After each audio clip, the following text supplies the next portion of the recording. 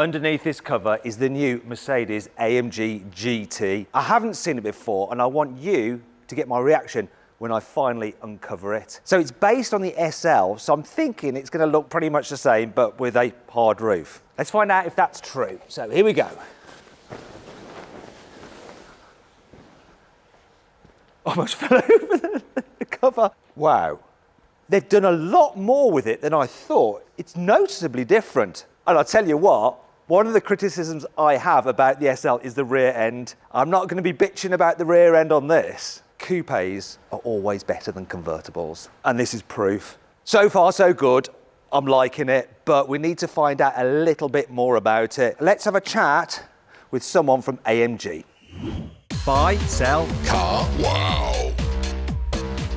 I'd like to introduce you to Matthias, his product manager at AMG. So you know everything there is to know about this car, don't you, Matthias? Almost everything. Almost everything. We'll find out in a moment. So the design, it looks quite a bit different than the SL, doesn't it? The whole exterior is totally different from the SL. The only parts that we took over from an SL are actually the doors. The rest is all 100% pure AMG GT. Because it does look very much like the old GT, but it's evolved. It's kind of, you've almost done like a Porsche 911 thingy, where it's like not massively different, but definitely more modern. Absolutely, it's much more material, I would say, and it looks more compact than the old one, actually. So, and what we did actually is we stretched the greenhouse, because we now offer a 2+2 seating option, so you could put your child into the rear seats, actually. That's new compared to the old one. And there's more, actually. We now have a 4MATIC system, the AMG Performance 4MATIC Plus in this car, also new to the AMG GT. Okay, we'll get into both the rear seat space, where you say you'll put your children, if they've been naughty, because I imagine it's quite compact,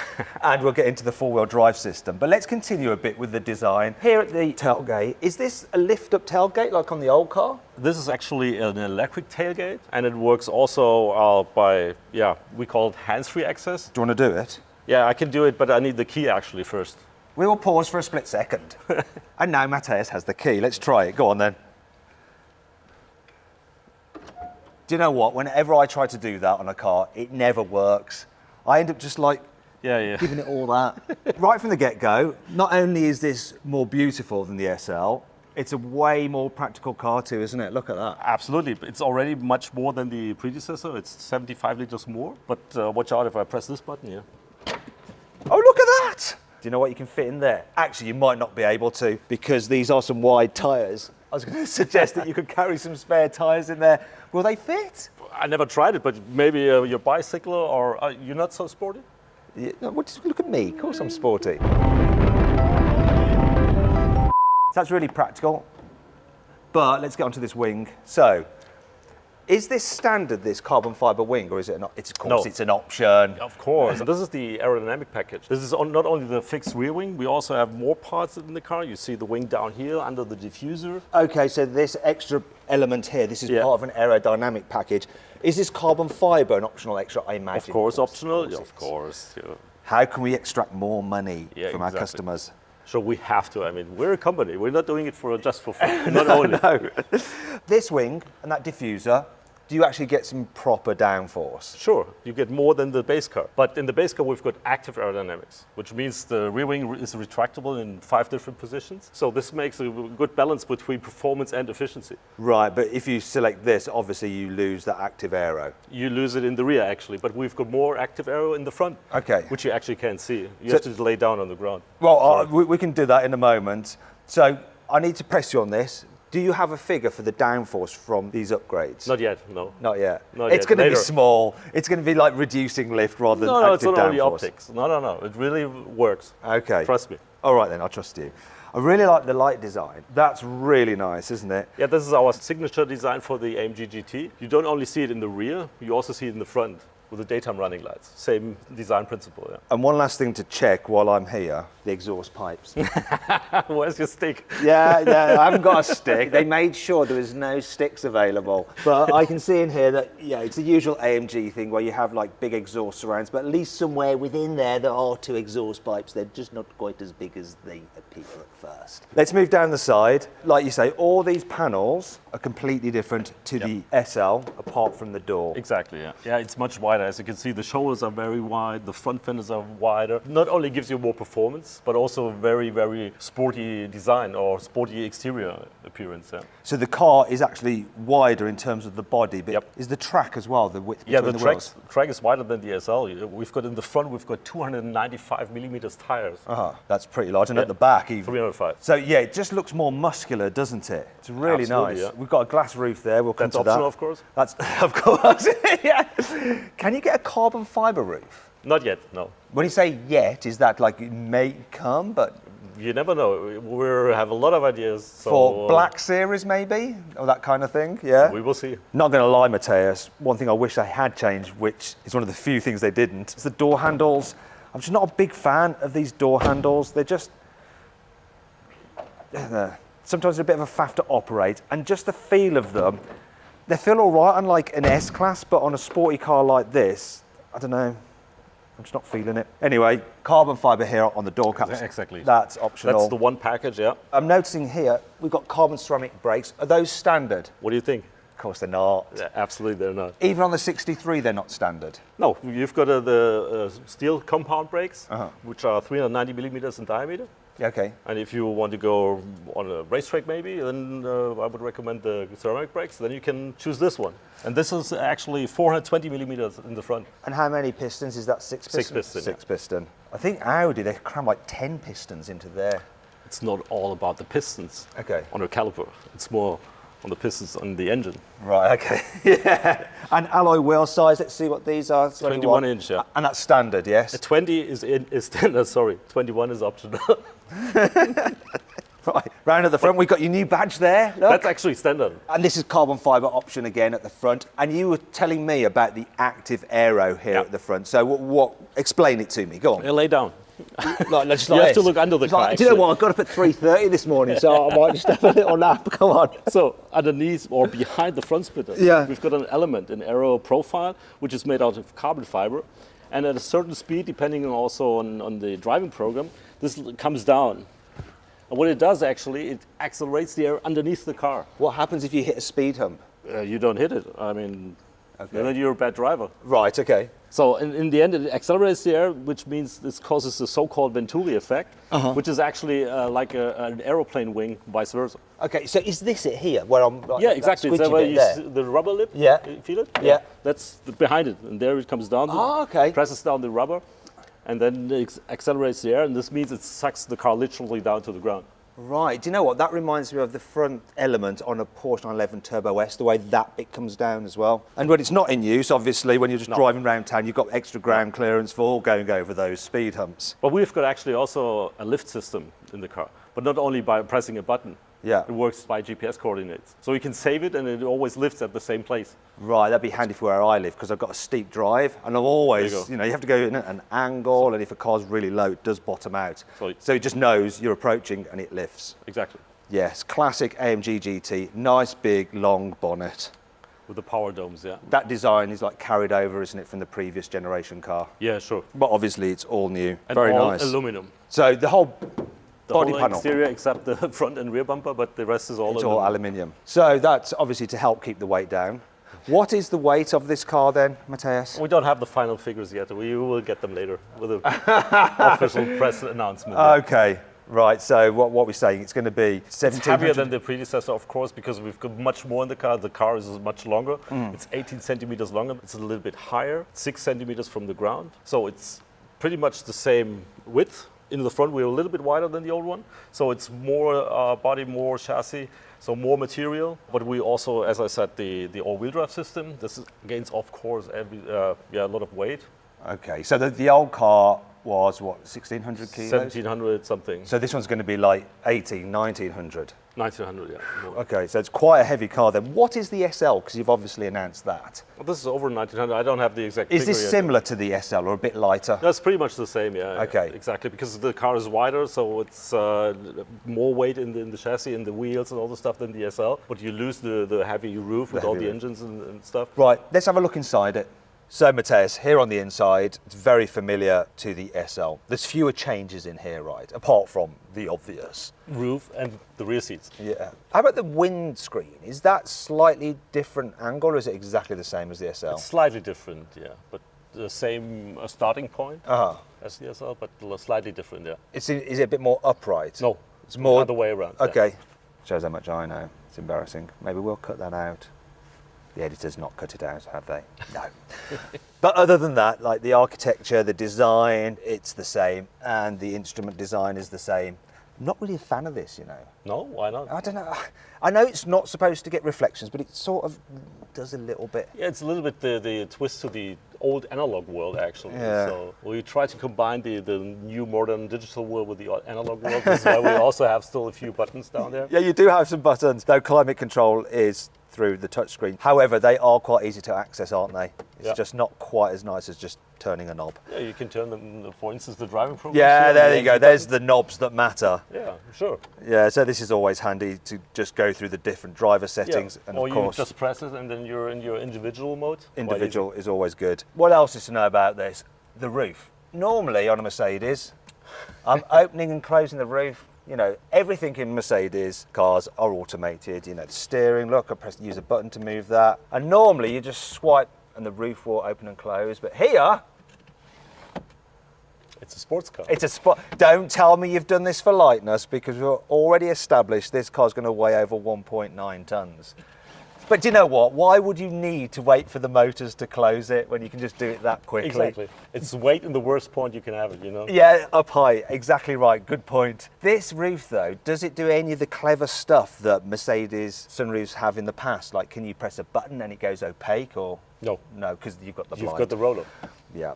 The roller blind. Oh, shame. But nice seats, same as the SL, and the infotainment system is the same. So it's not the very latest Mercedes infotainment system that you now get in the new E-Class. E-Class, no. Yeah. But it's still good, though, right? It's of course it's Says the good. man I mean, from it's- Mercedes AMG. Confirms that his infotainment system is good. Quick question though. Yeah. You've got to just answer totally honestly. When you get in the car, do you just plug your phone and use Apple CarPlay or Android Auto? I do. Do you?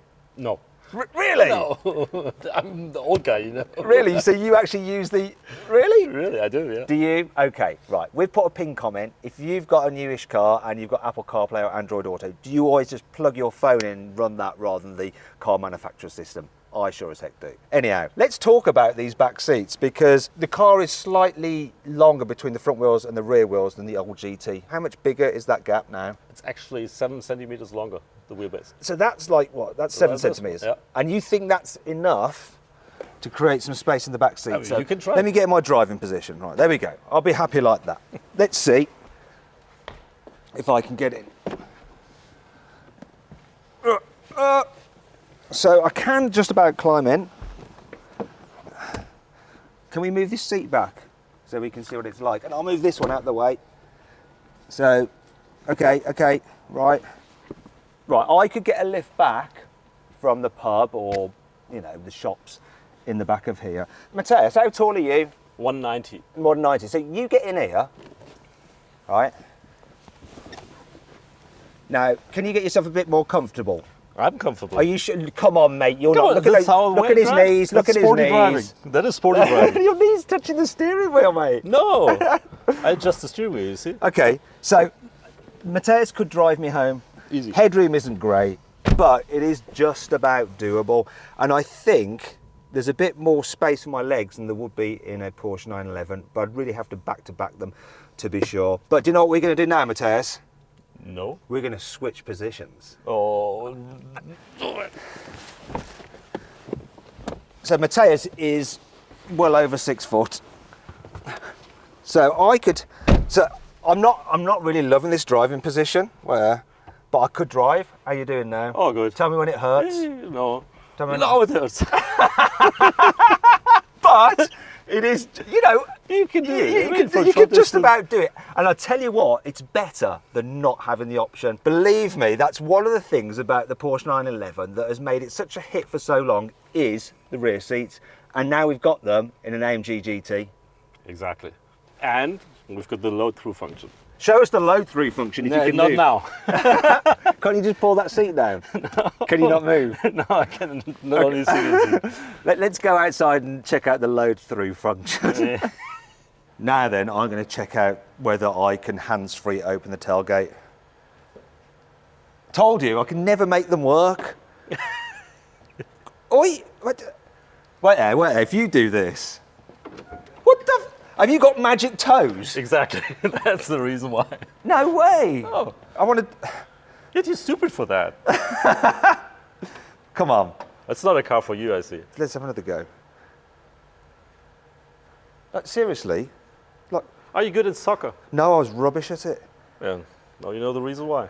No, why? Ah, damn it.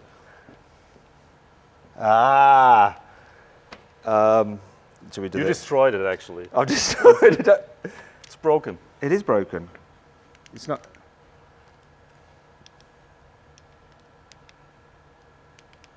Okay. We've broken it. Is this a pre-production model? Yes, it is, actually. It's a quick get out of jail card by the man from Mercedes Amg.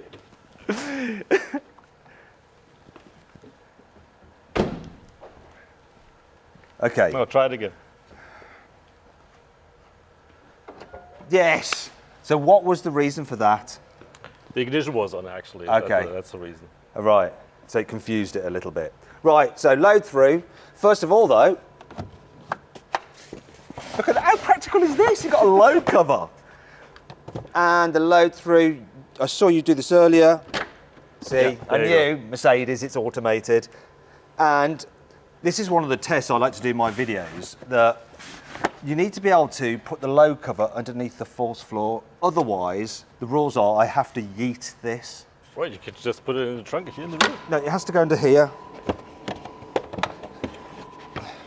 Right, good job it does, otherwise that could have been really embarrassing when I chucked your load cover of your new prototype just over there in the dirt. That's enough of that. Let's go to the business end. Okay then, so important thing on every AMG, of course, is the engine. And first things first, I don't see any like orange wires or red logos on the outside. There's no electrification, is there? No, not at all. 12 volt.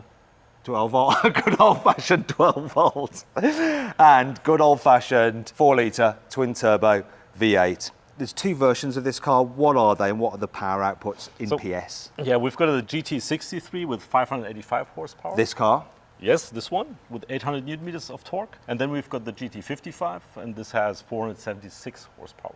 and both cars, they are four-wheel drive, is that correct? Absolutely. And we've got also our AMG active ride control system, anti-roll system that prevents the car from rolling when you're going into curves. On a 12-volt system? Yep. So every damper is connected to each other.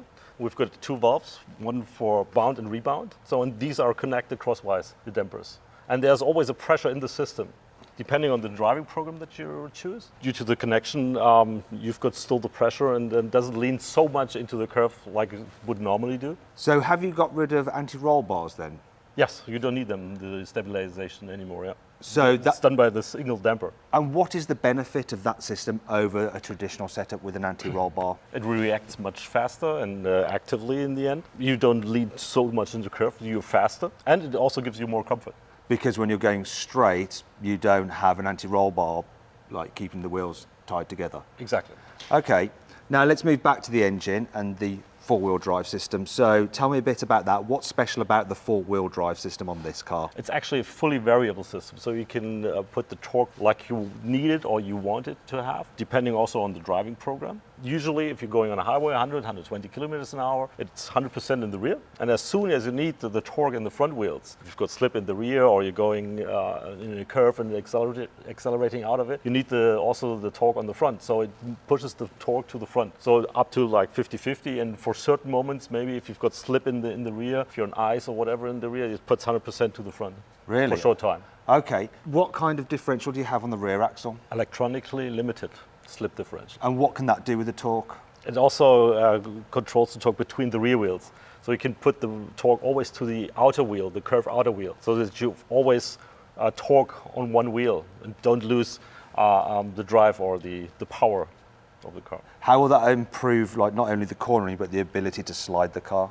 We've got a drift mode for sliding, actually. Oh, So, okay. yeah. You hadn't mentioned that, and I was going to ask you that question. So like with an E63S, you have a drift mode. Exactly. You can disengage the front axle and you've got only power to the rear axle. A little bit like the old one. So if you wanted to, and you thought, do you know what? I want to feel like the kind of full-blooded, hairy-chested V8 rear-wheel drive experience, you can just turn the systems off, go rear-wheel drive, and hopefully not make a claim on your insurance. I hope not. Okay. Is there anything else to know? How about the gearbox? We've got a 9-speed so-called MCT transmission, which is a multi-clutch technology, how we call it. These are more than just one clutch to get the power, the torque to the rear wheels. Always full power, no shifting times, so always forces to the wheels, all four wheels. What is the difference then between that setup and, say, a dual clutch system like a Porsche 911 will have, or a torque converter auto like a BMW will have?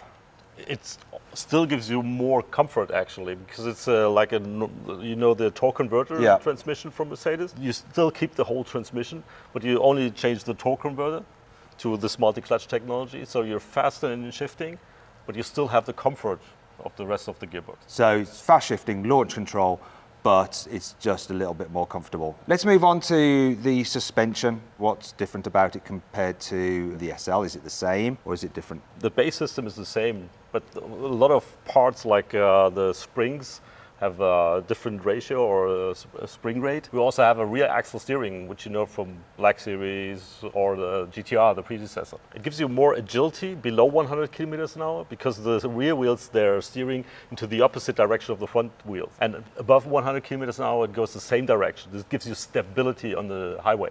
Finally then, Matthias, what's the price? The price is actually not fixed yet, but it will be very similar to the SL. Okay, so in the UK, that means it's going to be about £140,000 for the 55 and probably about 170 for the 63. When does it actually go on sale? When can people order them? So sales release will be end of this year. The first deliveries will be like beginning of next year. Okay, so pretty soon then. Okay, all very interesting.